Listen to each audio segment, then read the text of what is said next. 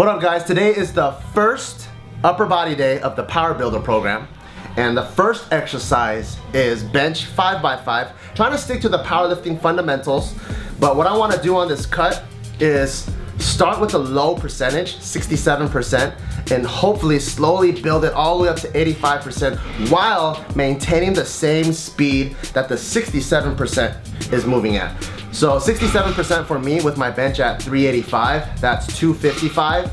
And the crazy thing is, I don't know what it was, maybe because I took like a week off or 2 weeks off, 255 actually felt really heavy. 135 felt kind of heavy, 225 felt kind of heavy. All the warm-ups moving all the way up to 255, I didn't really feel confident in.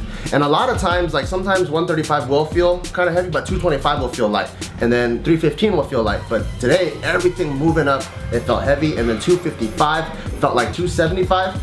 So the cool thing with having a low percentage is without really stressing on the weight, because I know it's light, I know I'm gonna be able to complete it with a good pause, with good form. So I just have to stick through it and just blast through it 5x5, because next week I'm gonna increase the weight. And that's the problem that I see with a lot of people, that when they start the beginning of their prep or the beginning of their cycle, they start way too high, like 80%. Then not only are you focusing on form and also your pausing and your technique, but you're also focusing on your weight. And anytime you miss groove, you can fry your CNS or you can really exhaust yourself. So with today with 255, although that felt really difficult, I'm just getting in the groove of things again. I'm sure next week, by me increasing weight, it's actually gonna move even faster.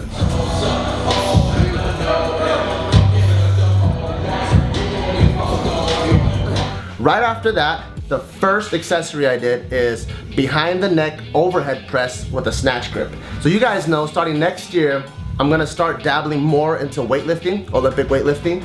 And because of that, I have a lot of mobility issues developed through powerlifting. So we bench a lot in powerlifting and bodybuilding, and our shoulders and our chest are always very, very tight. So with the behind the neck overhead press, it's forcing me to get in a better mobility position and to also be strong in a position that I'm not usually strong at. So I started off with really light too. I started off with 95 pounds and we did 4 sets of 10 on that. And in the beginning it felt kind of weird because, you know, it's a new movement. It's kind of like my bar pad that's swimming back and forth. My shoulder feels kind of tender and it felt kind of vulnerable, but after I was able to lock it in, keep my head up, chest up, and I was able to nail it in like a Smith machine. So next week, hopefully I can do 100 pounds and slowly progress from there. And at the end of 8-9 weeks, if I can get 135, 4 sets of 10 on the behind the neck overhead press, I will be very, very happy. Then right after that, I did a shoulder accessory, dumbbell side raise, bam, bam, bam, bam, bam. Bam, bam, bam, bam, bam. So this is where the fun stuff starts. Because you know, when you're in powerlifting, we're doing so many compound movements and you don't really get that pump anymore. After I did the overhead press behind the neck, my shoulders and my traps were already throbbing like a big boner. And then now I freaking make it throb even more with the side raises. So what I'm really trying to do is on this cut, I know I'm gonna lose fat and probably a little bit of muscle. I still want to maintain as much size as possible so that all my gains don't go to waste. And the way to maintain size is through high volume. After that, we did neutral grip pull-ups, and I found neutral grip pull-ups to be one of the best pumpilators of your lat muscles, and that is a very scientific term. If you study like 3DMJ or T-Nation or Bryce Lewis, everyone always talks about the pumpilation. So I wanted to make sure I get a really good pumpilation in my lats so that I can have a big strong back.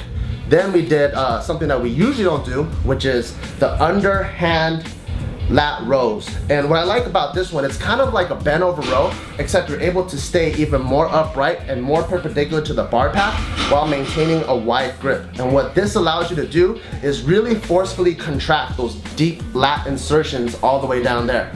And so what we're really trying to do is just hit high volume on the back muscle from all kinds of angles to maintain the size while we cut. Then we moved on to a superset for arms, close grip bench, as well as preacher curls. And I haven't done preacher curls in a long ass time, so if you guys see, I put on the wrong weight in the beginning. It was like way too light, and then I moved it up to 75 pounds and it felt way better. And with close grip bench, I did 135 and we supersetted 4 sets of 10 back and forth. Me and my training partners were just going ham, one after another, boom, boom, boom, boom, boom. And that's kind of the way I like to train in bodybuilding, where we keep the rests really short It's almost turns into like a cardio workout, and you keep your heart rate high and you maintain that pump, and after you're done, you just feel nice and sweaty and you feel like you really accomplished something. The last exercise that we did is skull crushes with dumbbells, as well as just dumbbell curls, and we did 4 sets of 10 there as well. So I'm doubling up on the arm supersets because, to my experience, every time I've cut or I've seen other people cut, arm size is the first thing to go. So I'll see people get like big ass arms, like 18s, and then by the time they're done with their cut, they're fucking ripped. And then, you know, they got bulging shoulders, ripped abs, and now their arms drop all the way down to like 15 and a half, maybe 16. And a lot of that is due to not having enough volume in the arms. They stay so focused on the big calorie burners, like the compound movements, that they neglect the smaller muscles, and then the smaller muscles also suffer. So I'm learning from my mistakes, so I'm keeping high volume on the arms, so that right now I think they're around 18s. Hopefully by the end of the cut, I'll be maybe like 17 and a half, or just a little bit over 17. I'll be happy with that. That's it for this episode. See you guys later.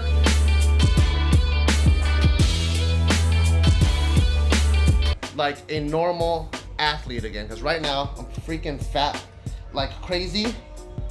And although you can still see that there's potential of like a 6-pack down there, but right now it's just really jiggly. And because